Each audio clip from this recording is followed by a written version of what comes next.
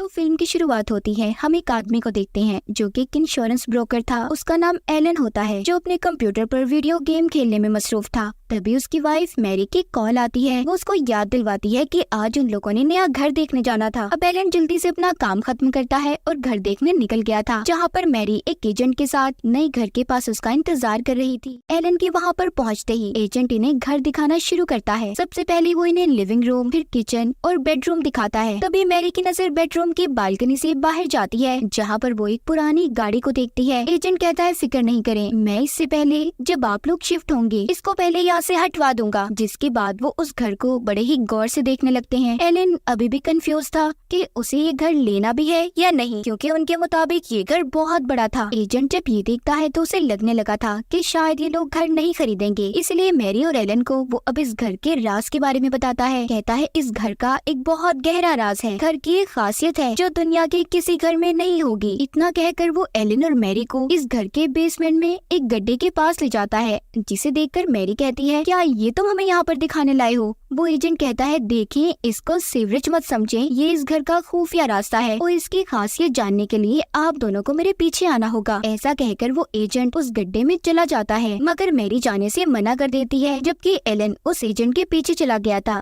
जब वो मैरी को अपने पीछे आता नहीं देखता तो दोबारा से मैरी के पास आता है। इस बार वो भी इनके साथ चली गई थी। एजेंट कहता है कि आप लोगों को इसका दरवाजा बंद करना होगा, तभी तो ये जगह अपना असल कमाल दिखाएगी। जैसे ही ये थोड़ा सा आगे आते हैं तो देखते हैं ये लोग उस रास्ते से इस घर के फर्स्ट फ्लोर पर आ गए थे। ये देखकर मैरी और एलन हैरान हो जाते हैं। तभी एलन नोटिस करता है कि अब सुबह हो रही है, जबकि वो तो इस घर को देखने शाम में आए थे। वहीं पर मैरी भी इस बात के बारे में सोचने लगती है कि आखिर बेसमेंट में जाकर वो लोग इस घर के फर्स्ट फ्लोर तक कैसे पहुंच गए। साथ ही उन्हें ये भी लग रहा था कि कहीं वो किसी दूसरे घर में तो नहीं आ गए। अब यहाँ पर एजेंट इन्हें बताता है देखिए, ज्यादा मत सोचें, हम लोग उसी घर में हैं। वो गड्ढा दरअसल एक पोर्टल टाइम ट्रेवल है इस घर का, जिसने हम सभी को वक्त से 12 घंटे आगे ला दिया है। वो एजेंट बताता है कि कल हम शाम को इस घर को देखने आए थे और अब सुबह हो रही है। एलन कहता है चलो तुम्हारी सारी बातें सच हैं, ठीक है वो एक टाइम ट्रेवल रास्ता है, मगर मुझे ये समझ नहीं आई कि इंसान जाता बेसमेंट में है तो पहले फ्लोर पर वो कैसे आ जाता है। एजेंट एलन की इस बात को घुमाते हुए बताता है कि इस घर में एक और खूबी है, बहुत से खरीदार इस घर को लेने के लिए तैयार हैं, तो इसीलिए आप लोगों को जल्द से जल्द फैसला करना होगा कि आप दोनों को ये घर लेना है या नहीं। ये सब बताकर एजेंट तो चला गया था। एलन से मैरी कहती है हम दोनों घर पहुंचकर फैसला करेंगे कि हमें ये घर लेना है या नहीं। पर जैसे ही मैरी अपनी गाड़ी पार्क करती है, वो रोड पार करते 2 बच्चों को देखकर सोच में पड़ गई थी, जिसके बाद सीन कुछ वक्त आगे का दिखाया जाता है। एलन और मैरी ने उस घर को खरीद लिया था और जल्दी उस घर में शिफ्ट भी हो जाते हैं। वहाँ पर जाते ही एलन को एक बिल्ली मिलती है, जिसे वो अपने साथ रखने का फैसला करता है। उधर ही मैरी उस पोर्टल को बड़े ही गौर से देख रही थी। सब कुछ ठीक तरह से सेट होने के बाद ये दोनों खूब सारा एंजॉय करते हैं और सो जाते हैं। उसके अगले दिन एलन अपने घर पर बॉस को बुलाता है,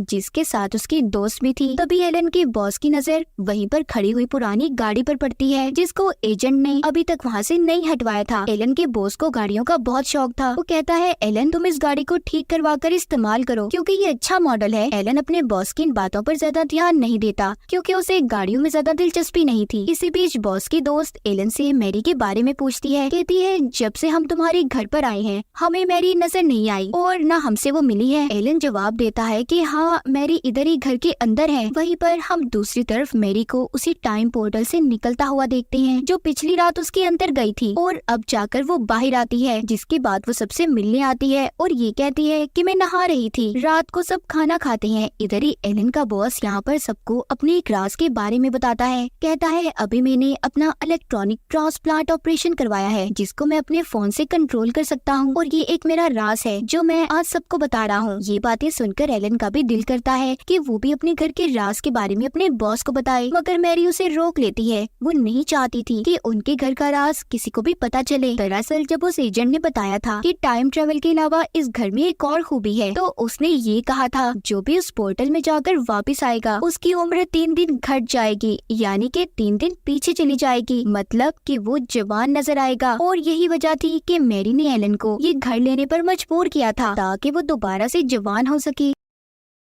इसके कुछ देर के बाद एलन का बॉस और उसकी दोस्त तो चले गए थे। उनके जाने के बाद मैरी एलन से कहती है, आओ हम दोनों मिलकर बेसमेंट में टाइम पोर्टल में चलते हैं, मगर वो जाने से मना कर देता है। कहता है कि अभी मुझे काम है और कल सुबह मैंने ऑफिस जाना है, इसलिए मैं तो सोने जा रहा हूँ। मैरी गुस्से में अकेले ही उस पोर्टल में चली गई थी। सुबह को जब एलन तैयार होकर ऑफिस जा रहा होता है तो वो उस पोर्टल के पास आकर ये कहता है कि मैरी मैं ऑफिस जा रहा हूँ। उसे लगता है कि उसकी आवाज उस तक चली जाएगी। फिर जिसके बाद वो ऑफिस आ चुका था, जहाँ पर उसके बॉस का असिस्टेंट उसके पास आता है और कहता है कि बॉस आपको बुला रहे हैं। एलन बॉस के पास जाकर कहता है कि आप मुझे फोन करके भी तो बुला सकते थे ना। वो कहता है अच्छा चलो छोड़ो इन सब बातों को, मैंने जो इलेक्ट्रॉनिक ट्रांसप्लांट ऑपरेशन करवाया है उसके बारे में तुम क्या सोचते हो। एलन कहता है कि उस बारे में बॉस मैं क्या सोचूंगा, आप बिल्कुल फिक्र नहीं करें, इस बात को लेकर आपको मैं कभी जज नहीं करूंगा। ट्रांसप्लांट ऑपरेशन करवाना आपका अपना फैसला था, बस ये थोड़ा सा खतरनाक लग रहा है मुझे जरा देखकर। ये बात सुनकर एलन का बॉस काफी खुश हो गया था। उधर दूसरी तरफ 12 घंटे पूरे होने के बाद मैरी बेसमेंट से बाहर आती है और फिर नहाने के बाद अपनी पुरानी जवानी की तस्वीरें देखने लगती है। उसे एक आइडिया आया था, वो उस बेसमेंट पोर्टल के बाहर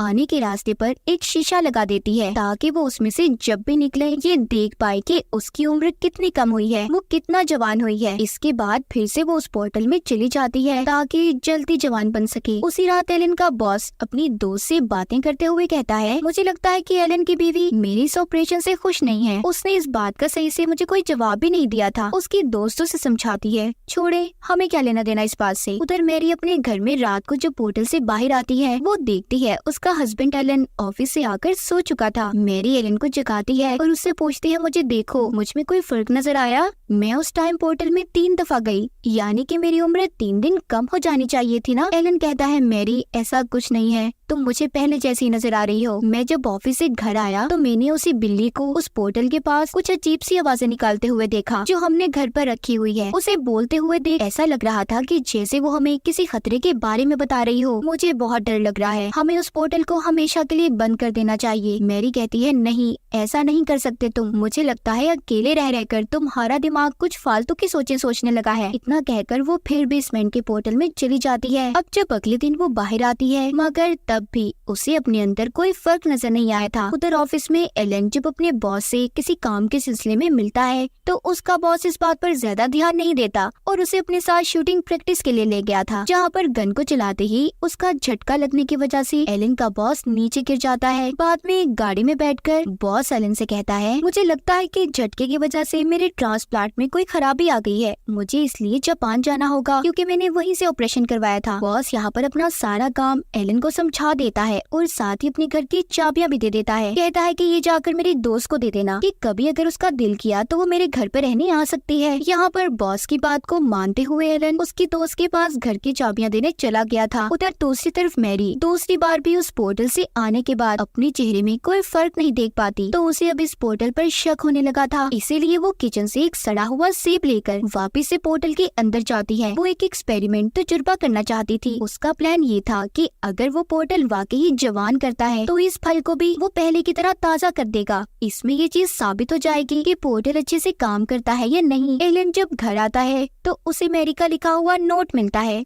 जिसमें लिखा था कि मैं तुम्हें कल मिलूंगी। उसे समझ नहीं आता कि मैरी किस कल की बात कर रही है क्योंकि अब तो वो पहले से भी ज्यादा वक्त बेसमेंट में गुजार रही थी। एलन मैरी का इंतजार करता करता सो जाता है। तभी मैरी आती है और एलन को जगाकर कहती है, उठो देखो इस सेब को, जब मैं इसे अपने साथ लेकर गई तो ये गला सड़ा हुआ था, अब देखो ये ताजा हो गया है पहले की तरह। इसका मतलब वाकई ही पोर्टल उम्र कम कर सकता है और इसके जरिए हम दोनों हमेशा जवान बने रहेंगे और इसी के साथ साथ एलन हम अमर हो जाएंगे। प्लीज तुम इस घर के राज के बारे में किसी को कभी कुछ भी मत बताना। सब बातें सुनकर उसे गुस्सा आ गया था। वो कहता है, हटो मैरी, इसके अलावा भी मुझे बहुत से काम हैं। और इसी बात को लेकर दोनों हस्बैंड वाइफ में झगड़ा हो जाता है। इसी दौरान जब एलन उस सेब को खाने लगता है जिसको मैरी पोर्टल में साथ लेकर गई थी तो एलन देखता है उसमें से कीड़े निकल रहे हैं। उसे अब मैरी की फिक्र होने लगी थी। वो सोचता है कि जैसे सेब में से कीड़े निकले इसी तरह मैरी के जिस्म भी तो नहीं, क्योंकि वो भी तो कई बार उस पोर्टल के अंदर जा चुकी है। इसीलिए वो फौरन से उसे डॉक्टर के पास लेकर जाता है। वहाँ पर आकर वो डॉक्टर से सवाल करता करता है कि क्या ऐसा हो सकता है किसी इंसान के जिस्म में ढेर सारे कीड़े मकोड़े पाए जाते हों। ये सवाल सुनकर डॉक्टर को भी अजीब लग रहा था। वो एलन को देखने लगता है, इसीलिए वो घर वापस आ जाते हैं। दरअसल एलन ये सोच रहा था कि सेब की तरह मैरी भी बाहर से तो जवान हो रही है, मगर क्या पता अंदर से उसकी उम्र बढ़ती रहे और उसमें भी कीड़े पैदा हो जाएं। ये बात वो मैरी को भी बताता है, मगर वो कोई भी बात सुनने के लिए तैयार नहीं थी। मैरी घर आकर गुस्से में एलन को चाकू देती है और कहती है, लो काटो मेरी जिल्द को और देख लो मेरे जिस्म के अंदर कीड़े भरे हैं या नहीं। एलन कहता है, मैरी आखिर ऐसा क्यों कर रही हो तुम, क्यों जवान होना चाहती हो? वो कहती है, मैं जवान होकर अपना सपना पूरा करना चाहती हूँ, एक मॉडल बनने का, जो मैं पहले नहीं कर पाई लेकिन अब हर हाल में पूरा करूंगी। इतना कहकर वो फिर से उस पोर्टल में चली जाती है। उधर ट्रांसप्लांट के दौरान एलन को उसका बॉस फोन करता है और कहता है कि आज मेरी दोस्त का बर्थडे है। वो कहता है, तुम ऐसा करो, मेरी तरफ से कोई अच्छा सा तोहफा लेना और उसे दे देना। इसीलिए एलन एक पर्स खरीद लेता है। उधर बॉस को डॉक्टर कहते हैं कि तुम्हारा ट्रांसप्लांट का ऑपरेशन ठीक हो गया है। तभी एक शॉर्ट सर्किट की वजह से हल्का सा धमाका होता है, जिससे वो दोनों डर गए थे। हम एलन को देखते हैं जो उसी एजेंट से मिलता है जिससे इन्होंने घर को खरीदा था। वो पूछता है, क्या उस पोर्टल में बार बार जाने से कोई पागल भी हो सकता है? जिस पर वो कहता है, देखो अगर उससे तुम्हें कोई मसला है तो तुम उसे हमेशा के लिए बंद कर दो। जिसके बाद एलन बॉस की दोस्त के लिए खरीदा हुआ तोहफा उसे देने जाता है। जब वो घर पहुंचता है तो देखता है बॉस की दोस्त तो वहाँ पर अपनी किसी और दोस्त के साथ थी। ये देखकर एलन वापस आ गया था। वक्त गुजरने के साथ साथ मैरी का पागलपन बढ़ता जा रहा था। वो अपना ज्यादातर वक्त उस पोर्टल में ही गुजारा करती थी। एलन इन सब बातों से तंग आकर उस पोर्टल को बंद करने की भी कोशिश करता है, मगर मैरी ने उसे रोक लिया था। बॉस भी जापान से वापस आ गया था और आकर एक लड़की से शादी भी कर लेता है। लेकिन जब एक दिन बॉस की बीवी उसे किसी और लड़के के साथ देखती है तो इस बात पर उसे गुस्सा आ गया था और उन दोनों का डाइवोर्स, तलाक हो गई थी। अब जब बॉस कहीं पर किसी दूसरे शहर में जा रहे थे तो उनका ट्रांसप्लांट हट जाता है। पेट में आग लगने की वजह से गाड़ी का भी एक्सीडेंट हो गया था, जिस वजह से बॉस की मौत हो गई थी। वहीं पर कई साल गुजरने के बाद और लगातार पोर्टल में जाने की वजह से मैरी भी 20 साल की हो गई थी और मॉडलिंग करना भी शुरू कर देती है। लेकिन जब एक दिन शूट करने के दौरान एक आदमी उससे बदतमीजी करने की कोशिश कर रहा था तो मैरी ने मॉडलिंग करना छोड़ दी। लेकिन अब भी वो लगातार उस पोर्टल में जाया करती थी। उसकी दिमागी हालत खराब हो चुकी थी। ये सब देखकर एलन को मजबूरन उसे पागल खाने में भेजना पड़ता है। मैरी के जाते ही एलन ने उस पोर्टल को हमेशा हमेशा के लिए बंद कर दिया था। हॉस्पिटल में आने के बाद मैरी एक ग्लास को तोड़कर उसके शीशे से खुद को मारने की कोशिश करती है। अपने हाथ पर कट लगाने पर उसे पता चलता है कि वो भी उस सेब की तरह ही अंदर से गलती सड़ती जा रही थी। उसके जिस्म में भी कीड़े थे। उस पोर्टल ने उसे बाहर से तो जवान कर दिया था, मगर अंदर से वो बढ़ती उम्र की वजह से खत्म होती जा रही थी। अब मैरी के लिए काफी देर हो चुकी थी। सब कुछ ठीक कर पाना बहुत मुश्किल था। तो कभी भी किसी ऐसे काम को करने की कोशिश मत करो जो आपके लिए बना ही ना हो, जैसा कि एलन के बॉस ने किया। और दूसरा, मैरी के जवान होने की लालच ने उसे बर्बाद कर दिया। आप जैसे हैं जिस हाल में है खुश रहें। और इसी के साथ इस फिल्म की कहानी यहीं पर खत्म हो जाती है।